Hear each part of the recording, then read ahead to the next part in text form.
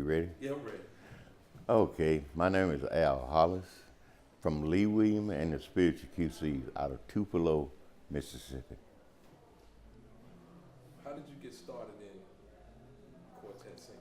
Well, I got started when I was about 6 years old. I was playing guitar for a ladies group, and from there I went to my brother's group, and we sang along there locally. But now let me remind you, this is not in Mississippi. I'm originally from Georgia, a little place called Lumber City, Georgia. And then back in, I believe it was in 1975, I moved to Tupelo, Mississippi. And I got acquainted with Lee Williams. Then we was called the Spiritual QC. And we evolved from that to Lee Williams and the Spiritual QC. And it's been fun. It's been a long run. I've been with them now, I believe, 43 years or more. And it's been great. God has been good to us. You know, we've traveled up and down this dangerous highways and byways and never had an accident. That lets you know God is in the plan. Being sick a lot, you know, as most people do, never have been. God has been good to me. And I want anybody out there that's listening to me under the sound of my voice, believe that God will take care of you. All you got to do is believe. So tell us more about Lee Williams. I'm just reading off these notes. This is my crash course in quartet singing. I'm a little older than 43, but so I feel like I'm dated right now. But All right.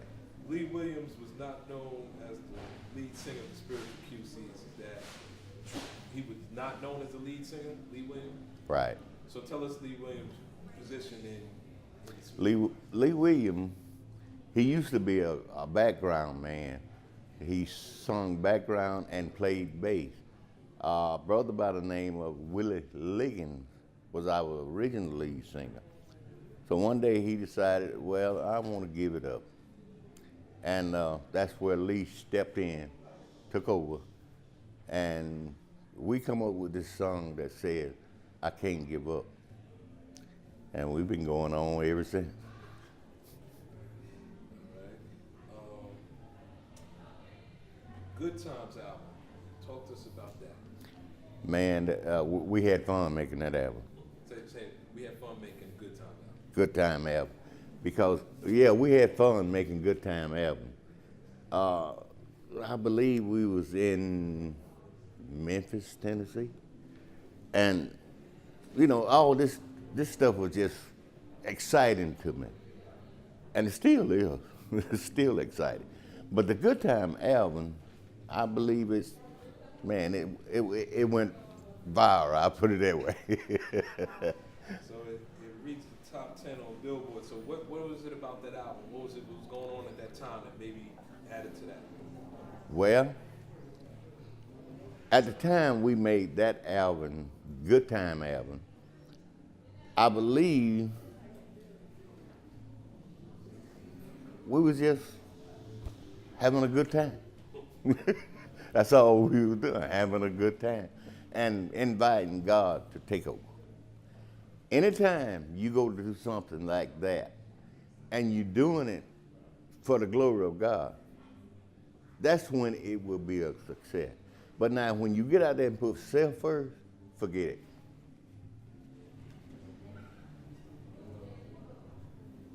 Won Traditional Quartet of the Year at the Gospel Music Excellence Award. Was nominated for Best Gospel Album, Soul Train. Yes, sir. So tell us about that feeling. Soul Train, everybody knows about Soul Train. So you play gospel music and you win it on Soul Train Awards. Talk to us about that. Well, man, we was out in L.A. Phenomenal place, man. Everybody ought to go to L.A. But anyway, we was there and all these superstars and everything, and we little country boys sitting there and I'm just shaking and scared. But we was nominated for a Soul Train Award. And I'm saying to myself, how did little country boys like us, get here? And I analyzed it and I said, it was by the grace of God. Yes, sir. Okay, okay. And hardest working quartet on the road, travel 50 weekends of the year. Yes, sir, we did. Uh, if we wouldn't, uh, doing all this traveling, if we wouldn't have took off the 2 weeks, we wouldn't have had no time off. It was 4 to 3 days a week on the road, away from your family. I'm glad I got a good wife.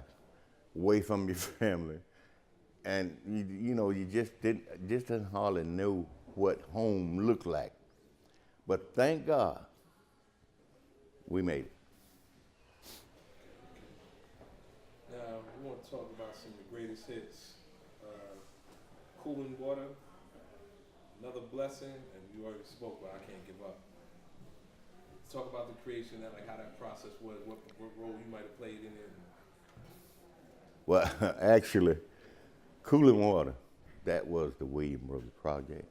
Mr. Lee just sung on the project. And Another Blessing, that was another William Brothers project. And you help your fellow man. That was what that was all about. But it turned out great. Man, I didn't have no hand in it. All I was at that time was a driver. I'd drive him down there and let him sing, and I'd take him at home. That's all I was. All right, so we're talking about the quartet revival, just really keeping the legacy of quartet singing going. Like, talk to us about how important that is to you, being that you've dedicated the majority of your life to quartet singing, and how you want to continue it going on. Let's say the younger generation that's coming out there singing. Well, the younger generation, I would especially say to those guys that it's not a competition thing. It's a God-sent thing. And if you would put God first in your up-and-coming career in singing, it'll go somewhere. But now, if you get out there and put self first, you can forget it, because it won't go anywhere. I'd just like to say to you all, keep your head on. Stay away from stuff you know what I'm talking about. Stay away from that. Focus on what you're doing. Get plenty of rest, for one thing, and focus on what you're doing, and it will go somewhere. All right, so we're here in Mississippi, and that's where you moved to from Georgia. So talk to us about how important Mississippi has been to gospel music or quartet music. Well, being with Lee Williams and the Spiritual QC, I had the opportunity to meet the Kent Spiritual, which is Harvey Watkins, Melvin Williams with the Williams brothers, the Christianels, Paul and all those. Those guys somewhat took us under their arm, and they carried us.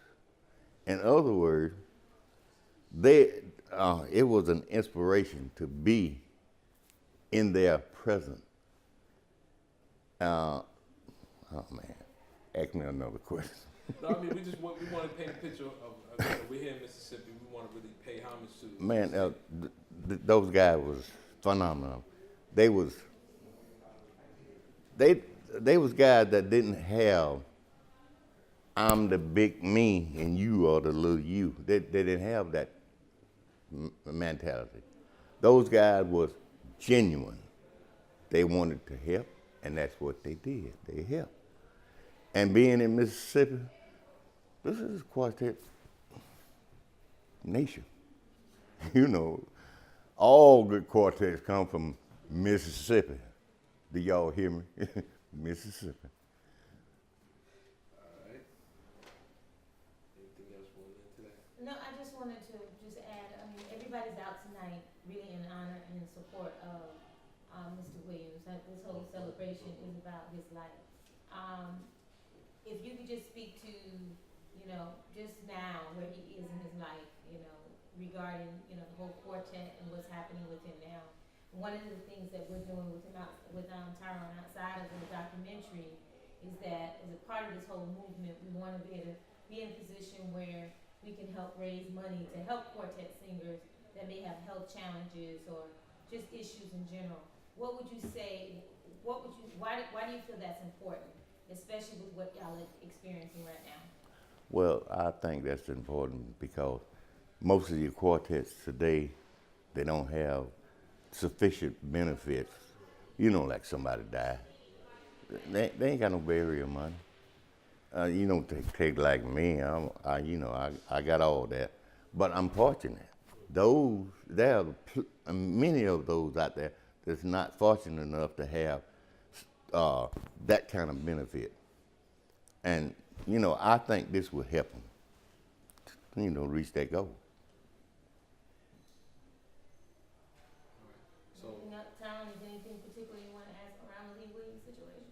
Well, just, you know, asking, you know, all of the people out there to keep him in our prayers. He's still giving us his 100%. Yes, sir. We need to do the same, you know. I think that'll be something good that we can forever have to remember that even in his days where he's weak, he's still giving us 100%. 100%. And I feel like if you take that away from him, he won't be no Lee Wee. He won't be there. No. Because that's something he loves to do, been doing it all his life. I believe he's been doing it ever since he was about 6, 7 years old. And that's all he knows. Yeah. That's all he knows. So I'd just like for you to just say, you know, to all of the people to please keep him in our prayers. He's still giving us his 100%, and we need to remember him as that. Yeah. I would like to say to everybody that's listening to me, anyone that know the words of prayer, I want you to keep Mr. Lee Williams in your prayer because it's not over until God says it's over. There's no retirement. You got to keep going until he says, "Thy good and faithful servant, well done. You've been faithful over a few things. Come on up. I'm going to make you ruler over many." Keep him in your prayer. Those of you that know the words of prayer and can get a prayer through to God. Now, you know who you are. Now, if you can't get a prayer through to God, leave him out. But if you can, keep praying for him. all right, real quick, we kind of want to talk about the relationship you have with Lee Williams. Like, talk about, you know, how you met him, some of your fun, you know, your best memories of you know, working with him, those kind of things. Well, going back years ago, I met Mr. Lee Williams. Man, it's been 45 years ago. I'm telling y'all my age, but it's a blessing. And, you know, we started hanging out. Then they needed a lead guitar player. I said, I'll do it. And then my nephew, he wasn't doing anything. They needed a drummer. He said, I'll do it. And we've been there ever since, and it's been great. I mean, great. Okay. So what's one of your funniest memories with Lee Williams? Like anything, you know, a special show or something that you know. Funniest. Well, he was the type of guy. I don't know. You know, you're sitting around on the bus, joking. You know, even a Christian joke, joking and going on. That was some of the fun memories of it. But it's been good.